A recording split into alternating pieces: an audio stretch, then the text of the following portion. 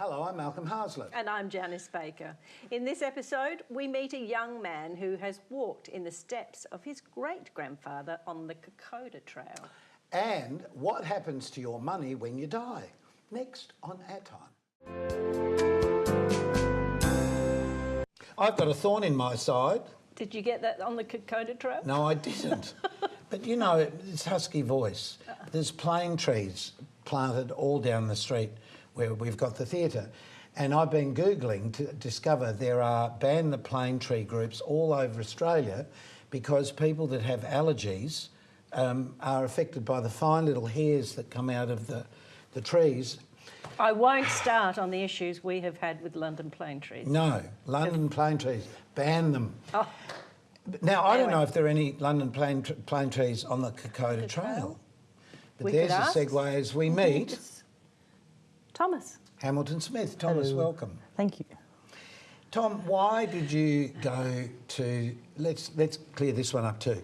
Is it the Kokoda Trail or is it the Kokoda Track or is it the Kokoda Road or is it the Kokoda? There's a long debate about it. Lots of people think it's trail or track. It's personal preference, I guess. It's whatever one you think more, because some people think it's a track, some people think it's a trail. Would it have started as the trail through the jungle originally? I'd think so, but since more people have done it, it's more of a track now. Because you can see where you're going. Because you can see where you're going, but a trail, you don't really know where you're going. It's more. Well, I think that's a good explanation. Let's live with that one. What possessed you to want to go? Well, to learn a bit more about the history, the physical challenge, and my family had done it in the past before. Well, that's because this photo, lovingly preserved, of your great-grandfather, was he an inspiration for you? Yeah, partly, because he fought on the northern beaches in Kokoda, which was one of the final battles along the track when he was in his 30s. And part of the inspiration to go was to look at the experiences and what he had to go throughout the track. It would have been a lot more difficult. A lot more difficult with him, because with us we were just walking with semi-heavy backpacks and he was walking with 50 kilograms on his back and getting shot at all the time. Just a bit different. It's so interesting though, you look at this face and it's the young face of you, which is quite amazing. So you went as a family? Yeah, we went as a family. Me, my mum and dad went on the track with about 18 people as a group. And we had all of our stuff carried by porters, so that includes sleeping gear, clothes, all that, while we carried some. So that sort of made it a bit easier, I guess. Yeah, that definitely made it a bit easier. How long ago did you do this? This was in July of this year. What sort of weather did you have? All kinds of weather. It was raining every other day. It was sunny every other day, cold in the night, warm in the day. It was very different, very muddy after the rains. Yes, what did your socks smell like after this exercise? We don't really want to know it. Yeah, Disgusting. Not too good. No, not good. Disgusting, I like that. Yeah. So how much training did you have to do for this? So much training. We trained, we did it in July. We started training November, maybe this time last year, walking as many trails around South Australia as we could. We walked lots of the Mount Lofty ranges, the Mount Lofty track multiple times for several days, other tracks in the Adelaide Hills, some stuff down south, as much as we could find. I've done the Mount Lofty walk myself. And in your high heels? No, not in my high heels. But I have seen people doing that with backpacks on it, so obviously they're in training for something. For something like this, I wasn't in training. Being in a foreign country though, obviously there's not a language barrier because there's so many people doing this now. But when you came away from it, what did you feel about our country actually sending people off to war under those circumstances? Well, they definitely had no choice, because if they didn't send the soldiers over, then the Japanese would have taken over Port Moresby, then headed to Australia. So they definitely had to send the people over. Pretty sure there was some conscription involved, and I don't think that's a good idea at all. Because if you don't want to fight, you shouldn't have to, because that's just wrong. And it's torn apart lots of families around Australia. But it's an interesting problem, isn't it? If there's a country that wants to take you over, at some point people have to protect it. Yeah, you got no choice. It's interesting though, it was only men that were conscripted. Nowadays the armed so many forces women are involved. have women, But there has been a bit of a a push from different countries to try and change history by not talking about those times. But in this country, we've embraced those times and we talk about it more and more. And your generation is actually more aware of what happened probably than my generation, and I just missed it, you know, because we were brought up by the families, the men who had to go into the Second World War, and they didn't want to remember it. But now we need to remember it to hope that it doesn't happen again. How do you feel? I think learning about it is the most important thing, because if you forget about it, it's a major part of Australia's history and the world's history in general that's just torn apart. And history is one of the most important things that about humanity in general. Well, if we don't learn from the past mistakes, we're going to make them again. Yep, and we won't learn at all. And we're doing this and going back to school, because obviously you're still at school. How did you explain this to your mates at school? A lot of my mates were surprised, the ones who knew about it, of course. Not everyone did, of course. You didn't put up posters to say... No. There was another group in my school who did the track a couple months earlier than I, and they went up in front of the whole school and had a little thing, but I didn't have that since I was the second person. Okay. But you've got this and they didn't have that. No, hey, we've got some photos, so we should have a look at them before we run out of time. Let's just start off with, let's have a look at the first one. So we've got some sort of indication of, well, that's obviously your grandfather, but here's this one. This is the group that you were this with? is the group I was with some of the porters at the beginning of the track in Owens Corner, which was the Australian infantry's last stand before, when they got pushed back by the Japanese. It's where there's some artillery cannons until they made the push against the Japanese back towards the northern front. That's one of the villages in Kokoda with, as you can see, the buildings are made mostly of thatch and wood, with a bit of metal. They don't look very sturdy. No, and there's that boy who was on the house. He was blowing bubbles, which was adorable. That's me crossing a creek on a log of wood. That's one of hundreds. I wouldn't have been able to do that. There were longer ones than that on fiercer woods. That's me and my porter. Overlooking one of the valleys, and there's a village just in that a valley that you can see. And that's one of the planes that crashed down in the jungle. The tail. Yeah, that's the tail. And the rest of the plane is scattered around a lake. You can see all the wreckage of the engine, fuel, part of the How did that make you feel, knowing that somebody had lost their life? Shocking. It was very graphic. Is that that's a different bomber that we saw once we headed to the northern beaches after the Kokoda track. And you could go inside that and see all the instrumentation, the wings. It was still very sturdy. It's amazing a thing of that shape actually flew in the first place. Yeah, it doesn't look like it. No, it doesn't Would you go again? Would you recommend it? I would recommend it to pretty much everybody to do it. I reckon I'll do it again in the future, maybe with my kids one day.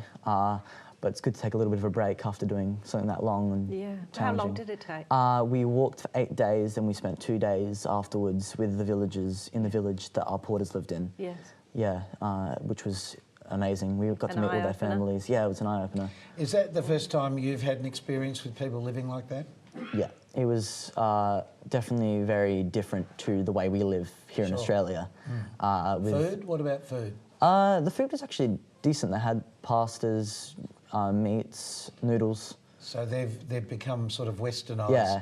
Okay. That's what we had to eat. They had our leftovers and some other stuff. They did the whole thing on less food than we did, and some of them were just walking it in thongs or barefoot, so it was shocking. Oh, gosh. But they could do it easy. Some of them had done it 70 times. At least they didn't have socks to smell.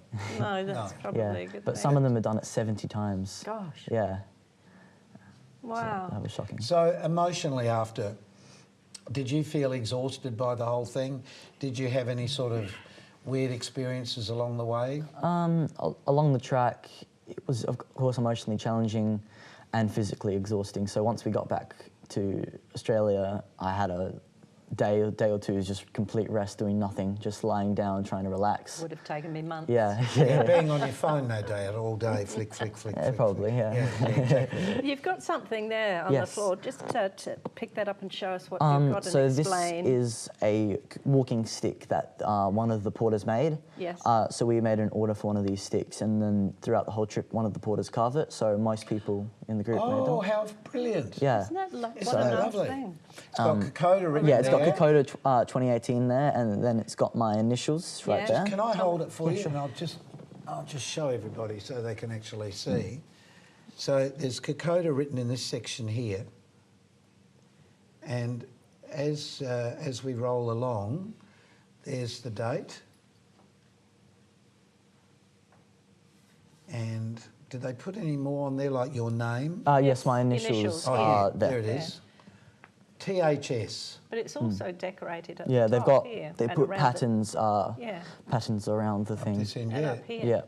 Yeah. Yes, now I look at it. Do you know, when I first saw that, it looked sort of like a shop-made one. Yeah. But it isn't, is it? No. What a fantastic Yeah, they keepsake. had to do a whole process just to get it through Australia. They had to Oh, of skin the log, then burn the log, and then start carving into it, because Amazing. if they didn't do that, then they wouldn't have been able to You come through couldn't have brought it customs. back. Yeah. Thomas, stay with us until the end of the show, because we're going to find out in a minute what happens to your money after you die. Oh, won't have any left. Okay, well.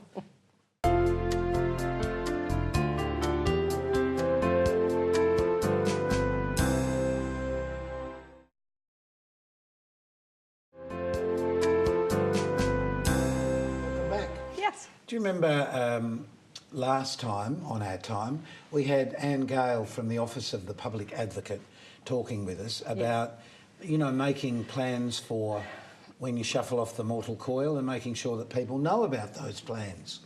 Well, it brought to mind the fact that I've recently had an issue with a friend, a family member, who's had a very similar problem. Right. So we asked John Groke back to just fill us in on what does happen to your money when you die, John. Hello, John. Hello. Because you can't take it out the bank anymore and you can't distribute it in a way that you would want. No, you can't. I guess people need to plan and think about what they want to do in terms of leaving their estate. But, I mean, you're told when you have children particularly that it's a good thing to have a will so everything's settled and everybody knows what's going on, but I guess a lot of people don't do that. It's not uncommon for estates even to be challenged today. So people setting out their wishes need to think about how they accommodate their family and the relationships and the things that are important. Well, in a lot of families, sometimes the man, sometimes the woman tends to handle all the business side because their education was more along those lines, or it just was the tradition in the family, say for the guy to always do the business. Well, you do this and you do that. You pay that bill, you fix that. Yeah. Then when that person is gone, the other person really hasn't got the experience of doing those things. So suddenly they're at a loss. Malcolm, you're right. It's not uncommon today to have people that are left with financial affairs that they just don't understand. So a few simple things, people keeping a list of, in a safe place, things like passwords even, Very which important. are far more common today. Yes, and essential to do anything. Oh, gosh. And maybe a simple asset register to say, look, this is where things are, because some people simply don't have the interest or time to get that level of information together. Well, we were saying, usually families come together at somebody's birthday, you know, and although it may not be the subject to bring up at the time, perhaps a birthday is the time to actually say, let's set all this up now. Tell us what you want, where's your will, where do you keep your passwords, but so that you understand that truth is we're all going to go. Yeah. Nothing surer, we're all going to go, and somebody's going to have to pick up the pieces and sort those things out. So is it better though to do that within a family, or is it better to go to a professional in a company that's going to last for a longer period of time? I think there are two parts to that. I actually think it's more than a birthday party conversation. Okay. We've found historically that bringing families together in a formal environment with a bit of an agenda is actually really probably one of the best ways to handle it. And importantly, probably in the first instance, to have the bloodline, that is parents, children, direct children rather than spouses, and eventually bring other parties into the conversation, Right. but to have that intimate conversation. Well, just so that we're clear, you run a practice that does exactly those things. Estate planning is about that. What are people looking for? What title of people are looking for? Part of it involves legal. So I'm not a solicitor, so I can't give more than general advice, but what I can be as a financial planner is a catalyst to get people thinking about this. So this could also start with, for example, your accountant. Yes, absolutely. Bank managers wouldn't be any use. I'm just trying to knot off a few Bank people. managers may have been historically, but not so much today because that relational piece is not there as it used to be. It's not there anymore, yeah. So somebody that you trust, that you've had a background with, a professional you've had a background with, or a lawyer, I guess that's a lawyer's... It takes that initial prodding or prompting to get people to actually start to think about it, and getting the family together does ensure that there's less uncertainty, if I can use that word, and perhaps sometimes less stress when it comes to the next generation. And I think the legal structure is extremely important. There are ways that people can ensure that their assets will pass to the next generation and even the generation thereafter if it's structured correctly. And if you set something like that up, though, through someone, then who holds on to that? Because would you still hold on to that, or would you give that to somebody to look after? You would commonly... There's two different ways to approach this. One way, if a family's in a fairly challenging environment, acrimonious might be, then in that circumstance you might actually go to a trustee company, because you really want a very separate, independent third party.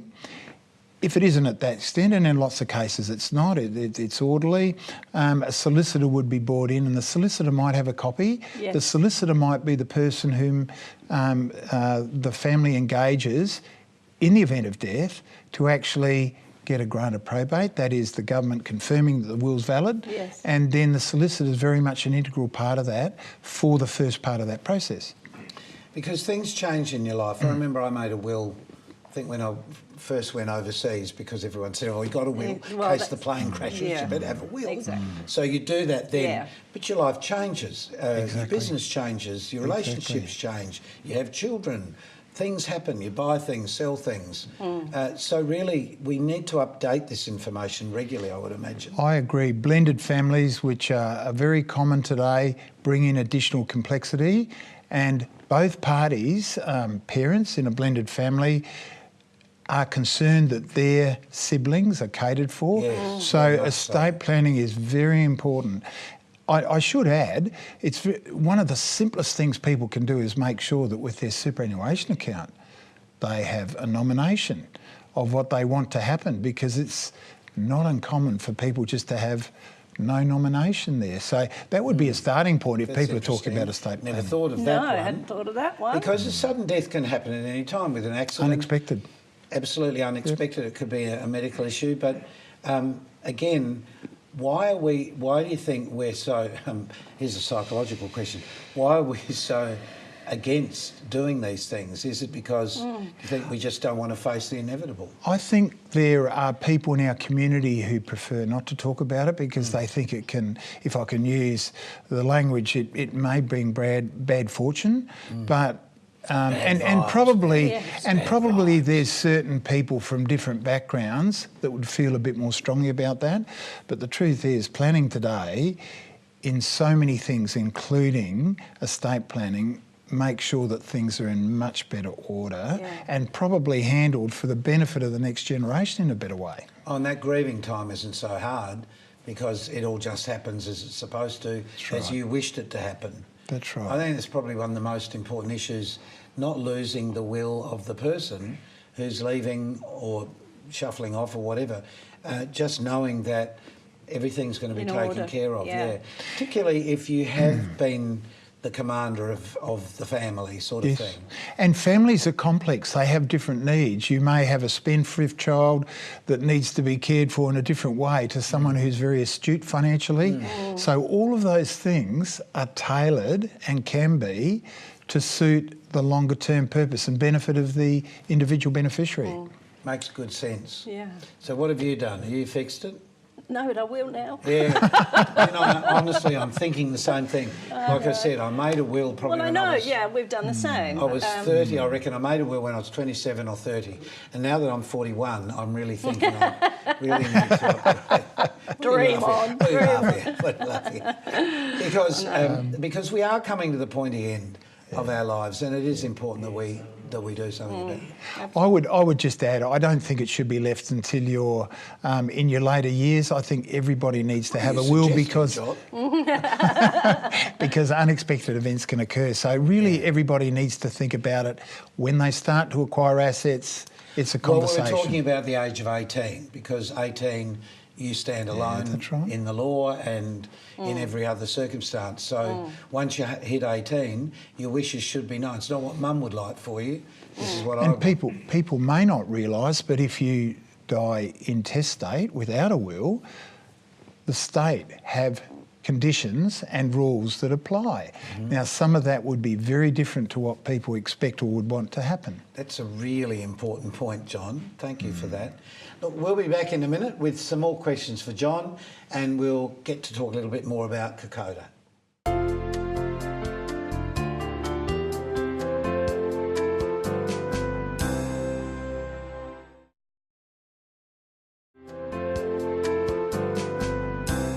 Welcome back. Yes, we're there. We're here with Tom and John. And we've been talking to Tomas about the Kokoda Trail and walking the Kokoda Trail or track, whichever you want to call it. But you also visited the cemetery. Yes, the cemetery in Port Moresby, which contained 4,000 soldiers who had died along the track, contained a little memorial showing the names of all the soldiers who had fought in the war and a little bit of history and a visitor's book. Well, some of whom are only 4 years older than you. Yeah, some of whom were 18. The youngest we saw was 18 or 17. Because you're 14, right? Yes, I'm 14. Right. Yeah. Pretty amazing, isn't it, when you think about it, just that close to your age. Yeah. And really the fighting there only went on for about a year, didn't it? Yeah, the fighting lasted around July 1942 to January 1943, so it wasn't too long, but it was definitely... And primarily Australians who were brought back from the European theatre of war that were sort of dumped there. Yeah. They were in the wrong clothes because they had all woolen clothing and stuff on. Those poor men. And you know what we have to be grateful for in this country to have retained our own identity, I suppose, and not been taken over by another country. Speaking of that, being taken over by somebody, as is often happening with people with their estates, what's your final bit of advice, John? I think people just need to give it appropriate attention and thought and actually then talk to someone who might be able to sit down and try and bring the family together to have the conversation. Whether it be the sort of the patriarch of the family or a professional outside the family Exactly. that can help. And the sooner the better. Yes, that's Yes. right. That's Going right. home to do it tonight, right? Yes, Okay. we are. Look, we hope this program has been really informative for you on two different levels. A young man who's put himself out there to understand what we are lucky to enjoy in this country, which is freedom, and John's advice. Absolutely. What are you taking away, Mother? I'm taking you away. Oh, okay. Right, keep yourself nice till next time we see you. Bye.